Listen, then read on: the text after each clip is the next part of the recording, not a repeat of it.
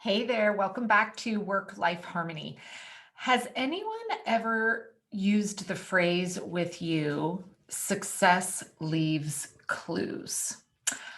This was a phrase I was first introduced to maybe 6, 7 years ago when I was getting started in a network marketing business. And, leaders would say, oh, success leaves clues, meaning go look at what somebody who was running, a successful business or someone whose business you had dreams and hopes of hopefully building something similar, go look at what they're doing instead of recreating the wheel.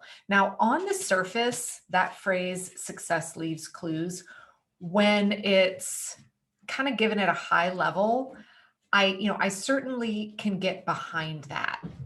However, I want to give you some words of caution. So, I'm going to share a little bit more about my experience with it in that journey.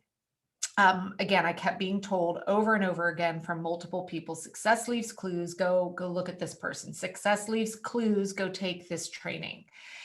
And what was interesting is I woke up one day realizing I was feeling like a really, really big failure because I was doing, quote, all the things that I was being encouraged, coached, directed to do under the umbrella of success leaves clues.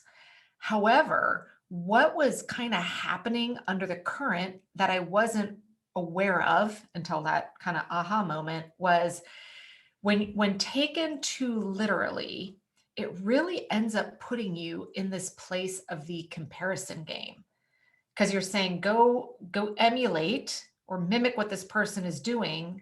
You think you're doing that, yet your results aren't the same because now you're comparing every part of that, right? And so you end up feeling like a failure. Now, the more I sat and really dug into this, here are some things that I uncovered.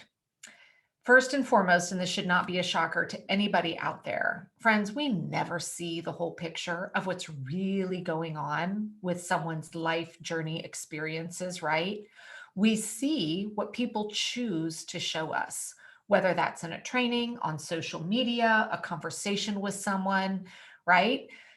They may choose to only tell us 10% and leave the other 90% out. So those quote clues, maybe we're only getting 1 in 10, right? And we don't, the circumstances in which our lives are, the moment in time that we're doing this, et cetera, they're not the same either. So, at the bare minimum, just think about if someone were to say, hey, Megan, I want to start a business. I want to come talk to you about it. Quote, success leaves clues. Can you tell me what you did? I can certainly share all my information. But if that person's lifestyle, current situation, priorities, time constraints, etc., are really different than mine, it's not going to be a really great connection. I know for me, when I was transitioning into really owning my own business, the megansummerall.com business, I wanted very much to find some business mentors that I knew were in the same stage of life that I was, so that we could have honest conversations about the realities. For example, I certainly follow and learn techniques and stuff from individuals that I admire, but sometimes I have to draw a line in the sand there because, I guess the easiest example I can give is if there is somebody that is particularly a man that has 8 hours of uninterrupted time every single day to work their business, the clues that they might leave me are not probably going to be very implementable. I don't have 8 to 9 hours a day of uninterrupted time. I am a woman, they are a man. I have other things that I need to dedicate my time to. I have other priorities. And so that would probably not be the right person for me to go all in under this umbrella of success leaves clues.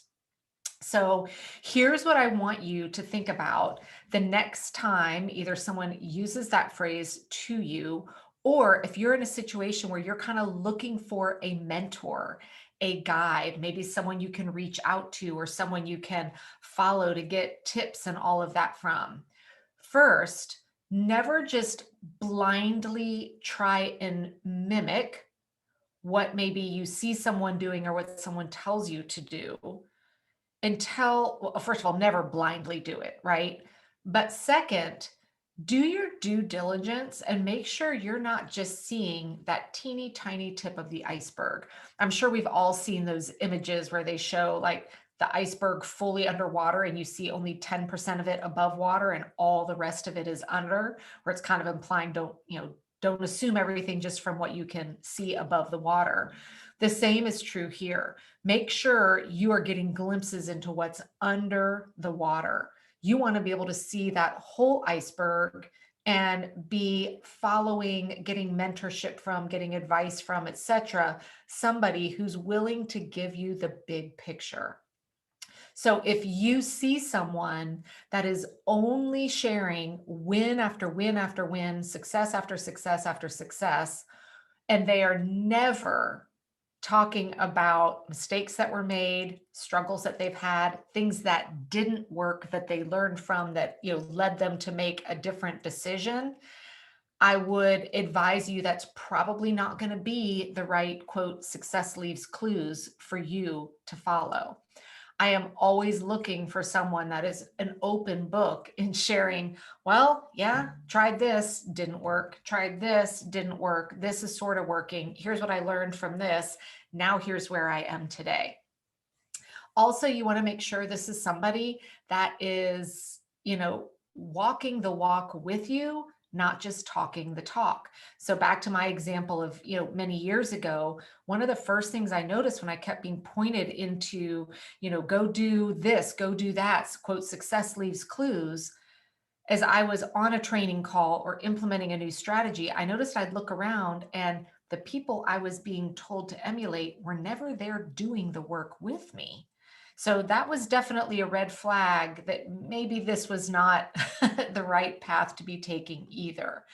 And then third, I encourage you, if possible, try and, if you really want to get a big time mentorship with someone, look for someone that might be in a more similar lifestyle situation as you. It doesn't mean that there aren't great, amazing things to learn from people who aren't. I do it all the time. I read books, I attend free trainings, I listen to podcasts. I learn a ton of valuable information from dozens of people that aren't in the same stage of life or lifestyle that I'm in right now.